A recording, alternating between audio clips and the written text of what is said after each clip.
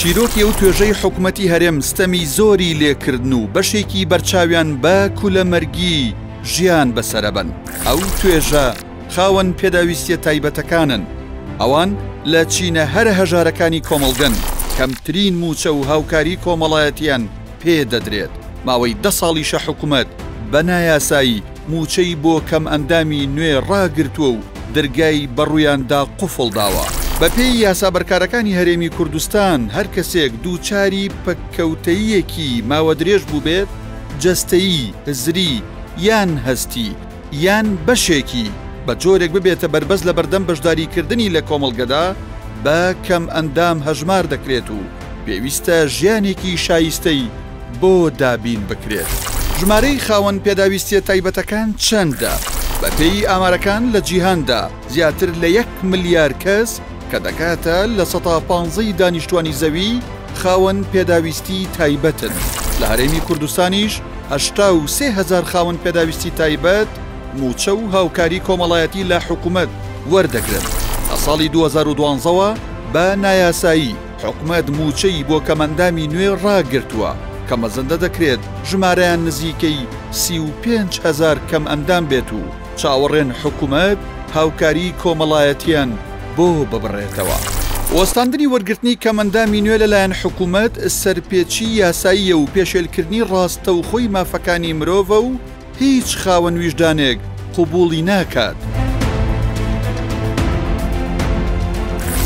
بەپێی مادەی شەشەم لە یاسای ژمارە 22 ساڵی 2011 هەموارکرا و یاسای ماف و امتیازی کەم ئەندام و کورتەباڵا و خاوەن پێداویستی تایبەت هەر کەسێک بە بەڵگەی پزیشکی سەلمێنرا کەم ئەندامە لەسەر حکوومەت پێویستە سەرجەم مافەکانی بۆ دابین بکات، بە تایبەت بڕی 150,000 دیناری مانگانە.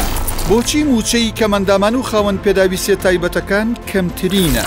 هەرچەندە بەپێی یاسای ماف و امتیازاتی کەمەندامان و خاوەن پێداویستی تایبەت و کورتە باڵایان لە هەرێمی کوردستان دەبێت ژیانێکی شایستەیان بۆ دابین بکرێت، بەڵام حکوومەت دۆزەخێکی بۆ دروست کردوون بە جۆرێک ئەو موچەی بە خاوەن پێداویستیە تایبەتەکان دەدرێت بە شێوەیەکی هەڕەمەکیە و نازانرێت لەسەر چ بنەمایەک دیاری کراوە. خاوەن پێداویستێکی تایبەت کە هیچ موچەیەکی نەبێت مانگانە تەنها 150,000 دیناری پێ دەدرێت کە لە ساڵێکدا دەکاتە 1,800,000 دینار. ئەوانەشی موچەی دیکەیان هەیە مانگانە 100,000یان پێ دەدرێت. بیهێنە بەرچاوی خۆتان 150,000 دیناری مانگانە بەشی چی دەکات؟ خۆراک و پێداویستیەکانی ڕۆژانە، پارەی ئاو و کارەبا و مۆلیدە یان چارەسەری نەخۆشی؟ ئەمە لە کاتێکدایە حکوومەت لە دوای 2015ەوە بە پاساوی قەیرانی دارایی 14 موچەی خاوەن پێداویستیە تایبەتەکانی خواردووە. حکوومەتی هەرێم مانگانە بۆ کۆی موچەخۆران پێویستی بە زیاتر لە 920 ملیار دینارە. ئەو ڕێژێش کەمتر لە 13 ملیار دینار هاوکاری و موچەی کەم ئەندامانە. بۆچی کابینەی نۆیەم بەڵێنەکەی بۆ خاوەن پێداویستیە تایبەتەکان نەبردەسەر؟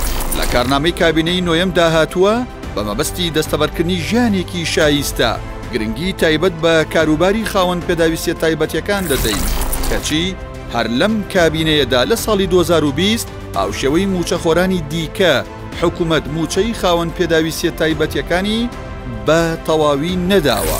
ئەمە جگەلەوەی هاوشێوەی کابینەکانی پێشوو لەم کابینەیەدا درێژە بەکارێکی نایاسایی دراوە و موچە بڕینەوە بۆ کەم ئەندامی نوێ ڕاگیراوە. لە سەرەتای کابینەی نۆیەمەوە بەرپرسان باس لە دەستپێکردنەوەی موچە بڕینەوە بۆ خاوەن پێداویستیە تایبەتەکان دەکەن، کەچی کابینەکە تەمەنی شەرعی کۆتایی هاتوو قسەکان هیچیان لێ سەوز نەبوو.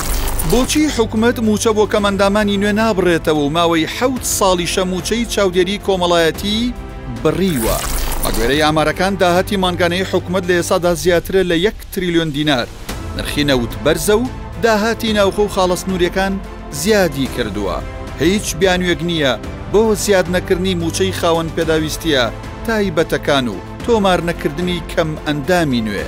ستەمەکانی حکوومەت هەر خاوەن پێداویستیە تایبەتەکانی نەگرتوۆتەوە. لە کۆتایی ساڵی 2015ەوە موچەی هەژارەکان بە ناوی چاکسازیەوە بڕدرا و دوای 7 ساڵیش هاوکاریەکەیان دەستی پێ نەکردوتەوە. زیاتر لە 8,000 کەس لە چوارچێوەی تۆڕی پاراستنی کۆمەڵایەتی تا کۆتایی 2015 مانگانە هاوکاریەکی 150,000 دیناریان پێدەدرا کەچی بەناڕەوە ماوەی 7 ساڵە ئەو هاوکاریە بڕدراوە.